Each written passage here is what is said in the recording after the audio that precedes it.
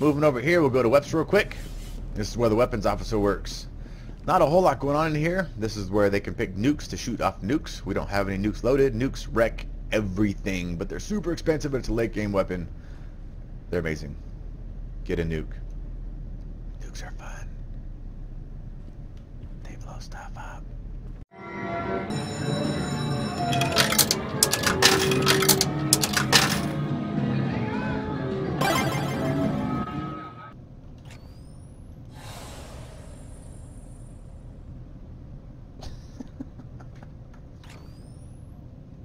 What's up, YouTube family? Co-op Arcade is back bringing you another review. Today we're looking at Pulsar, Lost Colony. This is an online roleplay, multiplayer, spaceship simulator. Awesome game. We're going to jump into a single player game just so I can kind of show you what's going on and what you have to look at, but there's always multiplayer games on here that you can freely jump into. Most of them really want you to have a mic because communication is king in this game. You can play it single player, which I'm going to show you, but this game really shines in multiplayer. So what you would do is, like you just saw, start your own crew if you want to play a single player game. You would make your game name here, which would appear on the multiplayer list. All games are public unless you make it private, in which case it's still public, but they would need a password to join. Iron Man mode means if you died, your whole crew dies, your ship dies, you're done. Don't do this unless you're really good. Then you can obviously name your ship here. You have a choice of 7 different ships from 3 different factions. These 3 ships here go to one faction, the Colonial Union. These 2 ships down here go to the Gentleman's Accord, the Gentleman's Agreement, the Gentleman's... They're like smugglers and assassins. And this goes to the WD Corporation. They are fighters. So starting on the top with the CU ships, the Intrepid's a light frigate. It is fast and agile, maneuvers wonderfully, has light armament. It's a great starting ship. Second to that is the Roland. This is the biggest ship in the game. It is massive. It takes you a long time to run from the front to the back. It's just a very heavy, tanky ship, and it turns like a whale. The research ship, the Outrider, is a fun ship to play if you want to try to play this game as a PV. It's not PvP or PvE, but if you want to play non-aggressive, you start with a lot of research in this ship, and you just explore the galaxy trying to find out what's going on, what's the story behind this game so far. This game is in beta. They are making weekly updates. The dev team is really good about updating their boards, updating what's going on, and communicating with the community via Steam and their own website. Moving right along, you've got the WD Cruiser and the WD Destroyer. The Cruiser is a pretty good ship. It's heavy, pretty heavy, tanky. The weapons are pretty good. The ship is nice to start with because it's very streamlined. It's easy to find everything inside of it, but it really doesn't shine because you have the WD Destroyer, which is a very small, compact, just a beast of a ship. The cannons are massive on it. It only says it has 2, but you can always upgrade those. I think you can get a 3rd or a 4th one on there. When I play with the rest of my crew on Co-op Arcade, this is the one that we typically use because it's a monster. Further down, the gentleman ships, the Stargazer, the Stealth Transport, and the Carrier is a cargo hauler. These both are designed around trade, if you will. The Carrier has a special ability to where when you loot scrap, it contains more components inside of it.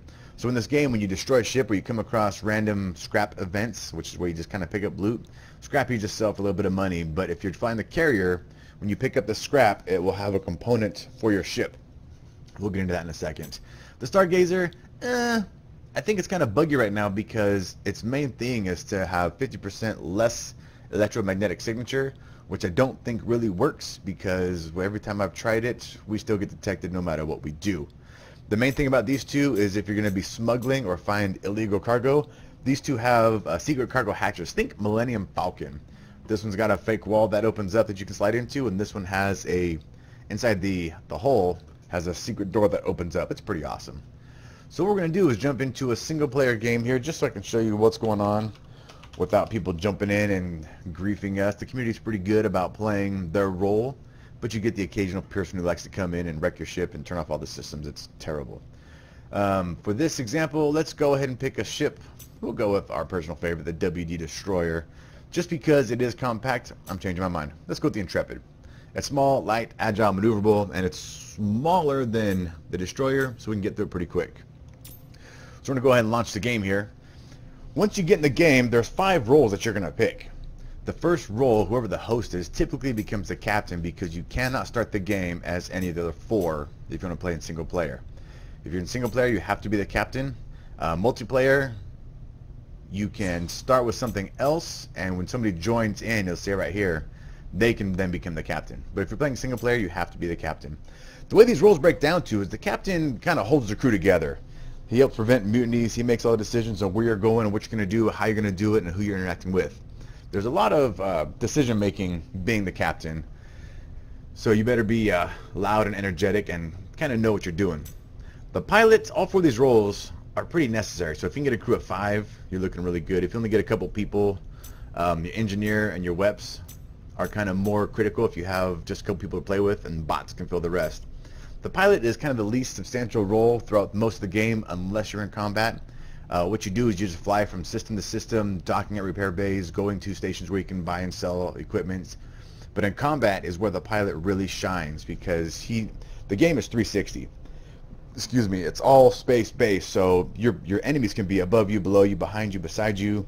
And a lot of these ships, like the WD Destroyer that we're flying here, all the weapons are mounted on the top of the ship. So if somebody's flying below you, you need to pitch, roll, and yaw your ship so you can have your weapons in range and aligned with the enemy. So the pilot is a critical role if you're going for some kind of combat ship. If you're going for combat and you have few people, I would say make the weapon specialist the bot and have somebody be the pilot, because you really need a pilot in multiplayer if you're going for combat. The scientist class and the engineer class, I'm going to explain those once we get in the game because they have a lot going on throughout the entire game. And the weapon specialists, they shoot stuff. They blow stuff up. They get nukes, they get lasers, they get missiles, they get all kinds of fun stuff. We'll explore that more once we get inside the game. So we're going to be the captain since we only have the 1. And we start on the bridge here. Now this ship is most like Star Trek kind of ships, where you got the bridge, you got the consoles on the side where people stand. That would be your science station. This would be your engineer station. The captain gets to sit right here in the captain's chair. And this is your post. That's what the captain gets to see. No screens that are cool like everybody else, but the captain still has the most important role because he needs to dictate what's going on and direct each of his crew members what to do, how to do it, and when to do it. So let's just take a real quick tour of the ship. Again, there are 7 different ships and they're all laid out completely different. And it would behoove you to learn the layout of all 7 ships, just because when you're flying your ship, if you're going into combat, you can actually board other people's ships, the AI ships. You can take over their ships, you can kill their crew, you can disable their systems, you can cause sabotage and wreak havoc on their ship. So you want to know where you're going, especially if you board the Roland, which is a massive ship. I don't know if we'll get to that, try to keep this one short, but just learn the layout. So real quick, this is the bridge, shift runs, everything's mouse look, it's all first person. Over here is the engineering, we'll look at that in a second. Over here is the science con, we'll look at that a little bit later.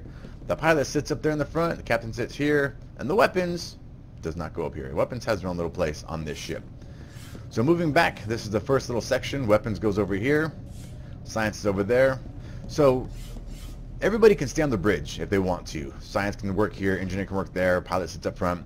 But everybody also has their own bay. Think of Star Trek. Engineering and science, comms, they all sit on the bridge, but they also have a dedicated space in the back of the ship where they can do more things. They have more features.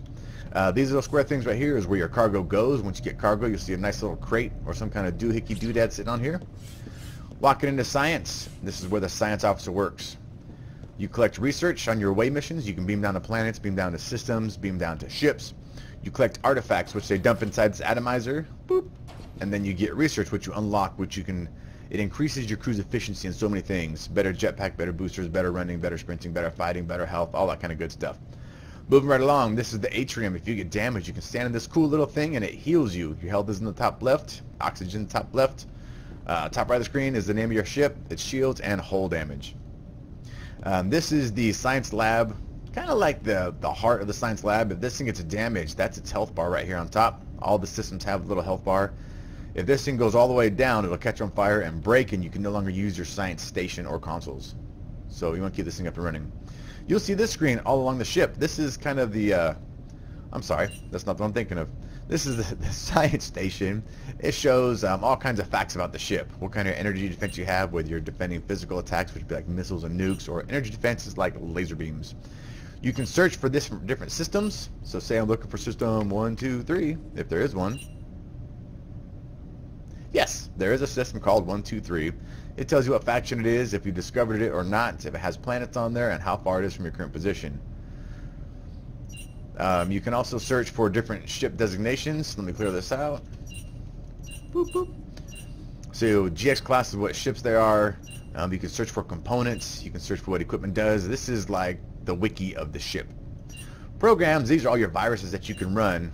This is what the science officer gets to do, especially during combat, is they have shield boosting programs. You can increase your weapons damage, increase your thruster speed, increase your shield, do hull repairs.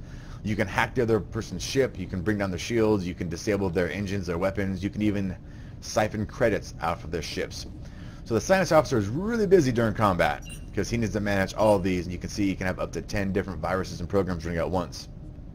Execute. That's the gist of the science officer. This is the screen I'm talking about. It's all over the ship. This just tells you your whole status for engineering, weapons, life support, science and life support, where your shields are at, where your hull is at. Your reactor, make sure it's still online, because if it's not online, you guys are boned. Where your shield's at and how fast you're moving and rotating. This is the science lab. That's outside.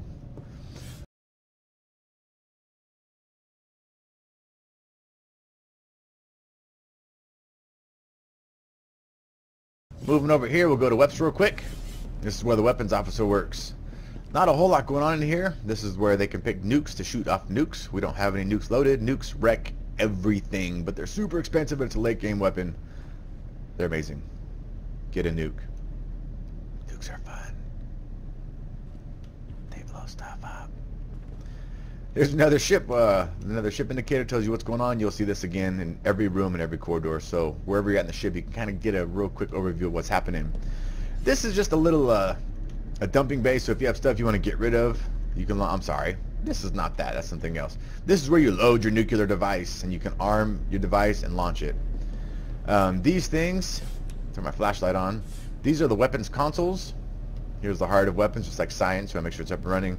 These weapons consoles are for any crew member. So the captain, the science officer, the weapons officer, anybody can come up here and use these things. And this is where you get your first-person perspective on how to shoot stuff. It's pretty awesome. So anybody can use these two. There's one for each gun. So you can see we were just shooting that gun over here. Now we're shooting this gun over here. That's a laser gun. This is a rail gun. That is energy weapon. This is a physical weapon. That bad boy right there is what the weapon officer specializes in. Only the weapon officer can use that unless somebody buys experience points to get into it. So you can see down there, we don't have that training. We'll get into training in just a second here. But this is where the weapon officer normally sits during combat. That big gun wrecks stuff. Pushing down, bridges that way. Let's go for the back of the ship. Oh, before I forget, this is the transporter pad for this particular ship. It's right here in the middle of the corridor. Every other ship has its own little transporter pad that's easier to find. This one took me a long time to find because I wasn't looking for it in a room. So you can teleport over to different places. This shows you your ship. You cannot teleport to your own ship. I mean, you can, but you don't go anywhere.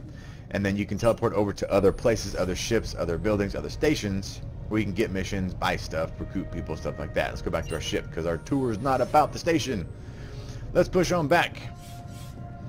So these are the lockers where everybody can keep all their stuff. Everybody has their own locker. The captain can get into everybody's locker and give and retrieve stuff from their lockers, but the pilot, science, weapons, and engineer can only access their locker alone. Over here on life support, nobody really works down here, but the one thing you're watching out for is this thing. If this goes down, your O2 in the top left-hand corner will start to deplete and you will suffocate. If your life support goes down, you can put on one of these exosuits. They don't really fit that well, and you walk a lot slower and you can't really run that fast in it. But if your O2 is gone, this will keep you alive. If you go down to a planet or another ship that has no O2 or has an acid environment or a hot environment, you'll want to wear that. Your science officer will scan for planets to see if they're hostile or not before you beam down. The lounge is just here for decoration. There's nothing you can really do in here unless you really got to go potty. And this is where everybody sleeps. This is just decor. Nothing in here is functional at all. It's all for looks. But every ship has a lounge you can go and kick back, hang out, and if you want to role play, that's the place to do it in for downtime. Engineering, the heart of the ship. Trying to go fast so we don't keep this thing too short or too long. Back here in engineering, this ship's kind of dark. I wish it was brighter, but this is what it is. So let's start over here. Core safety. If you are the engineer, anybody can do it, but the engineer is responsible for the singularity. This is the heart of the ship. That's your warp core. If this thing is gone, you're screwed. So what this thing over here does is if you turn that off and you start fighting and your ship core starts to overheat, this thing will normally shut down your entire ship to save itself. But if you bypass this like it is now, this thing will not automatically shut down, and you can destroy your ship by overheating. We like to leave that on. We'll turn that off if you need extra power, need to go a couple extra seconds during combat to save your skin. Otherwise, you don't want this thing on. Bypassed. Red is bad. This is the ship's power terminal. We'll do this last because it's going to shut down the entire ship. We can do it now. So by flipping these levers, the main left one shuts down the entire ship and everything is powered off. If you go to another person's ship on an away mission, you can find these, toggle them off, it shuts down their entire ship. It makes it really easy for you to kill them. When these breakers are off, you can't do anything in your ship. Everything is shut down, there's nothing to do. You need to get these breakers on. What's kind of cool is how they set this up is you can't just flip a switch, turn your ship on. You gotta flip the main breaker, come over to this computer, and then boot the ship operating system. Must wait for this to boot. It's going to tell you pull lever 2. We'll pull lever 2. Now things are starting to come back to life. Got a little bit of power. We're going to prime the warp core. Get that bad boy going. This last one is just shields. So you can toggle that on or off at your leisure. If you go to get repairs, this has to be off so they can repair you through your, or when your shields are down. Otherwise it'll be on. The last step says we're good to go 6 to 6, but we're not because you can see our screens are down. We have no sign of screens. The very last step, generally the science officer will do this, but anybody can do it, is at the science station terminal. There will be this one screen. You need to override it so get everything back online. Awesome. So much to do, so many buttons to push, so little time. Back to engineering. Alright, so we got that covered. This is where the engineer will prep for jump. Captain calls, prep for jump. He'll start charging the warp drive. And depending on your skills, your ship, what your warp drive components are, this will be faster or slower. This has to charge every time you want to jump to another sector. And once it's done charging, the engineer will say, charging complete. And the captain will say, engage. And then you'll push this button again, and then you'll jump away. The blind jump is only the captain's job. The engineer can't push this. Nobody else can push this. Only the captain can push this.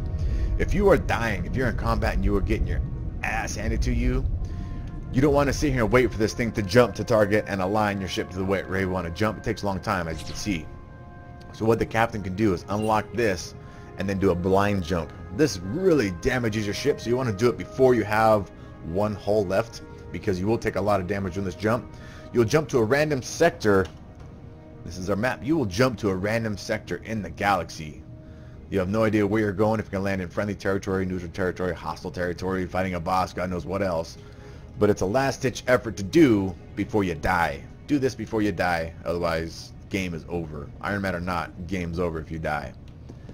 Another thing where the ship's at, moving over here, the extractor. What this thing does, 5 of the ships have this, 2 of the ships, the WDs, do not have it, so this ship does not have it. But what it does is if you find a ship that you have taken over or have completely disabled and killed the crew, you can begin to salvage their components off their ship. So by pushing tab brings up our menu, and you can see in our ship here, these are the components that we have. Shield generator, warp drive, hull, reactor, all the good stuff. So the computer, I'm sorry, all the stuff inside the ship. The extractor will begin to pull these things from the other ship. Now depending on how good your engineer is and how good your extractor is, there will always be a percentage down here that says 10% chance, 80% chance of success. If you fail that roll, then you will detonate the other ship and you will lose all the stuff on it. So you want to make sure you take all the cargo off before you start to salvage. This is where the engineer begins to shine. This is the console and all the buttons the engineer gets to push. Oops, there goes our lights. During combat or just the rest of the mission, whatever you're doing, the engineer needs to manage your reactor. So with everything on, we have no extra power. We can't really boost and change all these systems around. This is me making modifications. If I had an engineer, he'd be mad because I don't touch his stuff. So the engineer needs to create a delicate balance of what he can and can't use to give you more power to boost other systems. If you're in combat, you want lots of shields, you want lots of weapons. You can reduce other things, but be careful because If you reduce engineering during combat, that has to do with your thrusters and maneuverability. If you reduce science lab, that has to do with your scans and running viruses. Every single one of these people are going to be mad if you reduce their stuff. So the engineer has a really tough job during combat because he has to balance all his power, make sure his reactor core doesn't overheat. He has to do coolant, make sure he's pumping the right amount of coolant through the reactor so it doesn't overheat. Here's your level for temperature. That thing gets red, that thing's going to blow. If that turned off. So the engineer has a very busy job of managing all these buttons, how much power to put on, how much power to put off.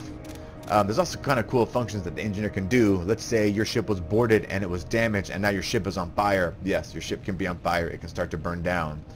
Your engineer come over here and actually turn off, where is it at? I'm not an engineer. Oxygen. Boop. You can turn off the oxygen and you'll see in the top left hand corner my O2 starting to dip down. If he turns off the oxygen, has your crew don exosuits, with no O2 on the ship, the fire will actually put itself out. It's very ingenious, pretty creative. Your ship will still be damaged, but it won't be burning anymore.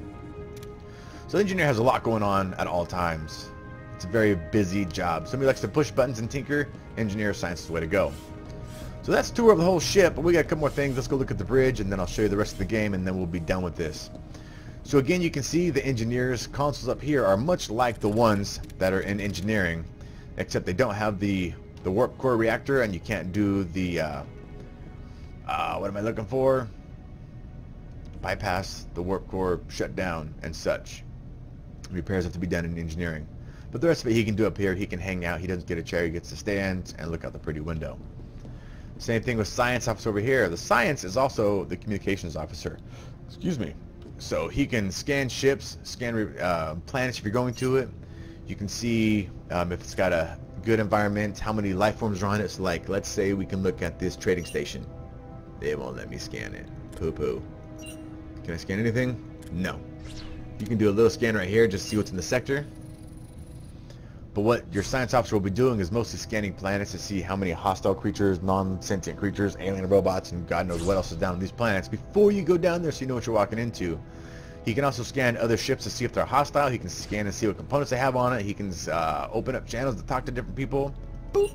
Let's call somebody. Then the captain sits right here and he gets to answer the phone calls and make all the decisions for what he wants to do. The captain cannot do anything by himself. Can't open comms, can't jump the ship, can't do anything sitting in his chair. He just makes the calls. So science officer is the communications officer, is the computer programmer, the virus runner, the ship scanner, and the wiki. If you like to be a busybody, engineering and science is where it's at. Let's go take a look at the pilot real quick. The pilot stands right here, at least on this ship. Other ships, it's all the same. So he gets to change his thruster controls depending on how you like to fly, the WSD or the mouse. Basically is what that is. You can fly from the keyboard, fly from the mouse. Get the same ship up here or ship readings. The pilot just stands right here. You push the R button and you get a third-person perspective of your ship. So this is our ship right here. Then the pilot can move this thing wherever he wants. Up, down, left, right, all 360 degrees, plus he can pitch and yaw the ship. This is where in combat it becomes very critical because as you can see on top of our ship is our weapons. We've got the two on the front right there and then the one on the back right here. So if your enemy is underneath you, you have no way to defend yourself unless you roll the ship and keep your guns aimed at the bad guy. You also run into all kinds of freakishly weird things outside. The nebulas you can go into, the black holes you can fall into, drones, raiders, traitors, God knows what is out there. There's all kinds of stuff. I've been playing this thing for a long time and we still have not found everything there is to find. There are a couple cool things the pilot gets to do. You will be warping into sectors that have things like this station, which is wrecked, that the pilot gets to navigate through the wreck to dodge mines and to pick up extra scrap and cool kinds of loot. So the pilot's a really fun job if you like to fly.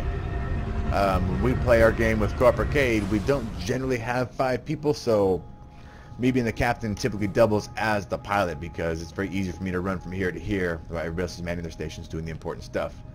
There is collision, so if you crash into things, you will damage your shields and then eventually damage your hull. There's our ship name right there. It's kind of cool.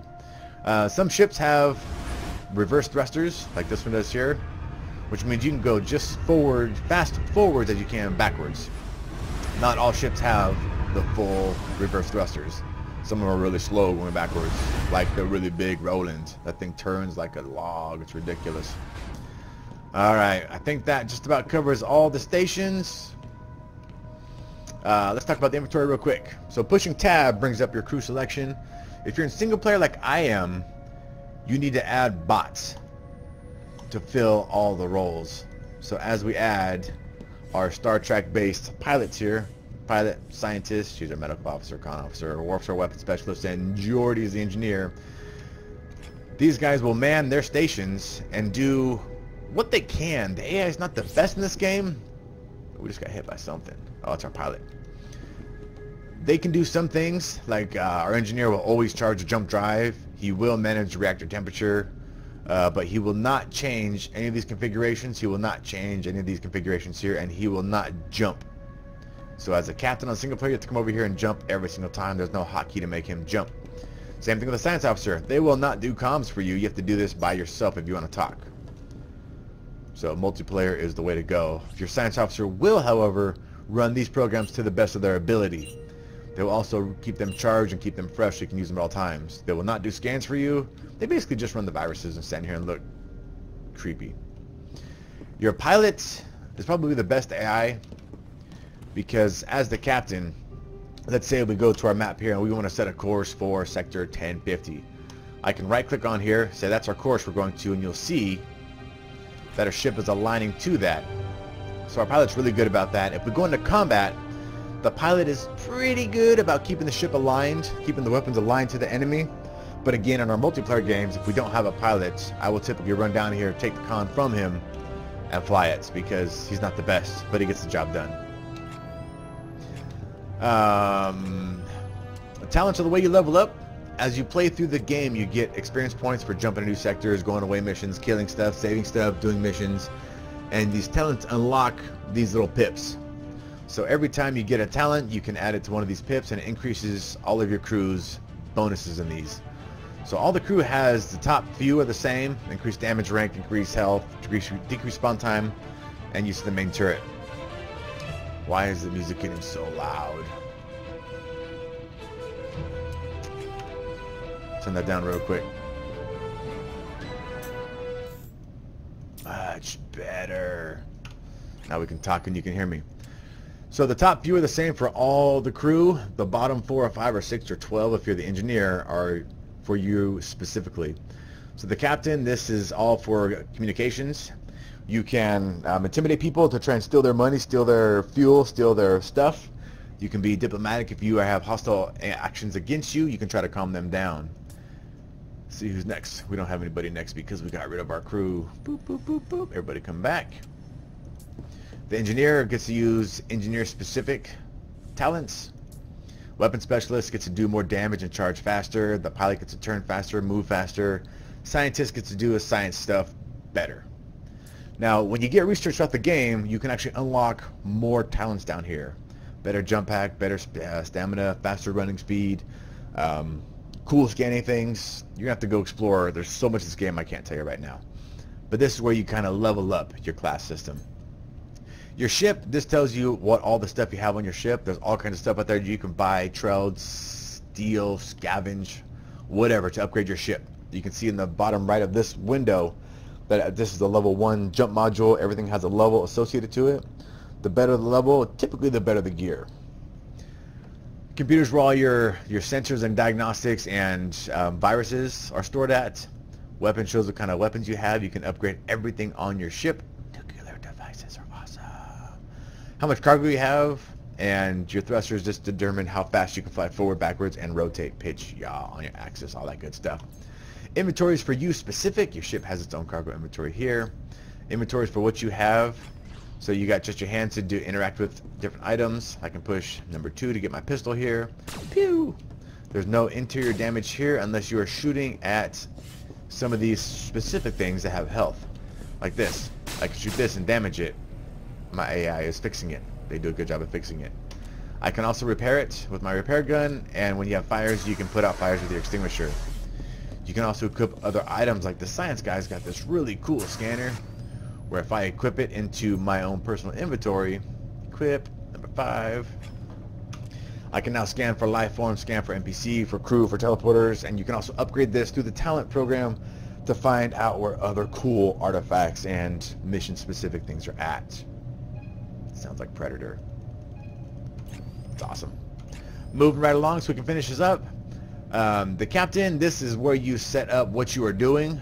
So you can denote different orders by holding down the Z key. I can go from green alert, yellow alert, red alert, and set up for how my AI, where I can tell my crew how to act when we're at certain conditions. These quick orders tell what you want your crew to do as the captain. This is only the captain's menu. So every time I issue an order, my NPCs will do their best to execute these orders. When I go on an away team, I'm creating an away mission. Stay close to me. All the NPCs will follow me. At ease, basically go back to your quarters, attack people, get off my ship, board their ship, kick people off our ship. This is where the captain's orders come from. These are all custom for what you're doing. This is great for what you have pickup guys. Keeps them in line. That's what the captain does. And lastly, this is for when you play single player. And this is, again, great job on the dev for thinking about how to customize the crew for how you want them to act. So I can select which AI member I want to change. So let's go to Jordy, our engineer. What his main priorities are. These are all customizable. So right now, you can set these from 0 to 5. 5 being highest priority, 0 being no priority, just ignore it. This tells him what to do at all times during what kind of alerts. So I can customize these for our green alert, yellow alert, red alert, and for my custom orders for him to do certain things. So typically I want them to stay at their station. If he has nothing to do at his station, he will go man a turret and shoot if we're in combat. Lastly, he will come to me if I call him to come to me to go to an away mission or somewhere else. He's not a healer. He's not going to start up my ship. But you can customize all these things. This is where the game gets really deep as far as the single player. Multiplayer, you will never touch this because you can't tell other people how to play the game. You just tell them as a captain what you want to do. But this is extremely well done for the AI. It would take me, it's a whole other video to go through just this. So if you want to play single player, you got all kinds of options set up, all your different crew to do exactly what you want to do, how you want to do it, when you want to do it. I think that about covers it for this hopefully quick run through. Hopefully we didn't break 2 minutes, but broke 20 minutes. But definitely check out the game. I think it's all about $15 on Steam. There's a great community. The message boards are active. The devs are extremely active on this game.